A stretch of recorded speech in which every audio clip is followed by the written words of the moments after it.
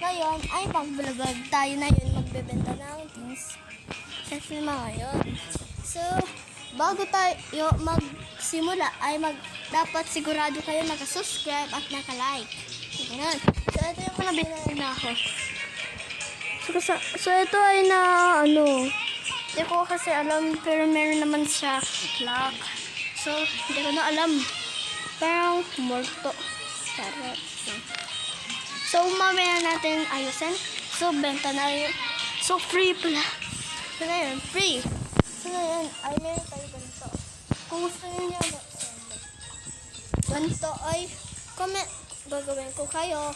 At kasama ko yung kinsan ko. So, ito siya guys. Pwede mo siya rarain. Ganito lang makita niyo. Sorry. Pwede yun din pang prank. O,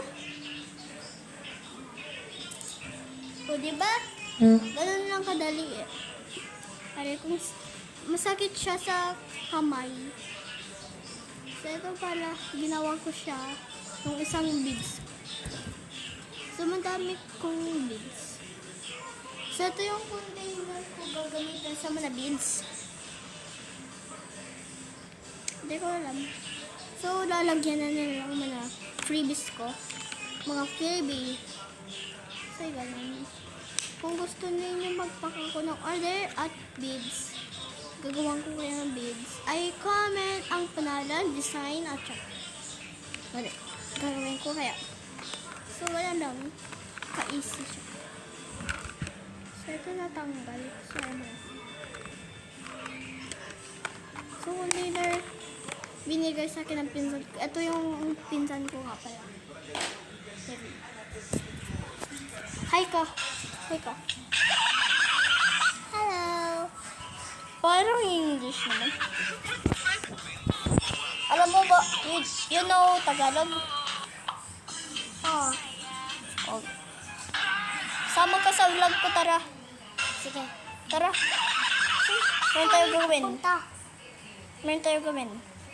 Anong gagawin ko? Di maglaro. Kasama natin ang mga vlogger natin dito. Maya na. Gusto kong manood eh. Kung ayaw mo part 2, edi huwag. Meron siyang part 2. At part 3. Yeah?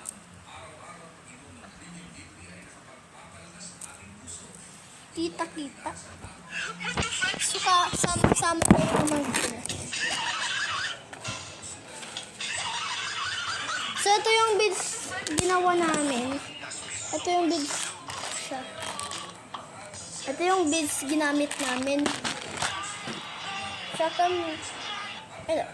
so, meron na din kasama. So, yung niya ay na, so, tignan mo guys. Wala na siya.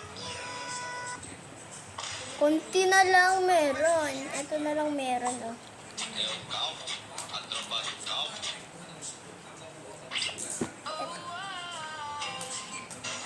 Ayan, ito na lang. Kung gusto mo mag-order ng beads, order kayo sa akin. Maganda man na beads ko.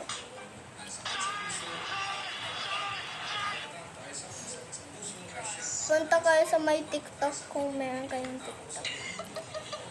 Pwede lang babata. Mga bata, bili na din kayo.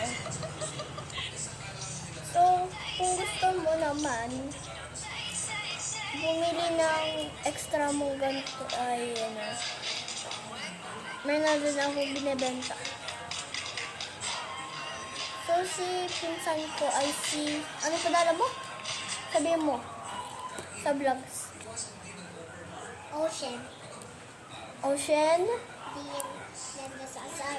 Ganon. Ako ay si Amari Justico Flandes, nakatira ako sa kawayan ng Longfusor. At ako na ay 7 years old. At yung kung saan ako nag-aaral, kung nag-aaral ako sa may UMP, kung hindi nyo alam ng UMP, ilalagay ko yung location para alam ninyo kung nag-aaral kayo sa University of Northern Philippines. Bye! See you on part 2!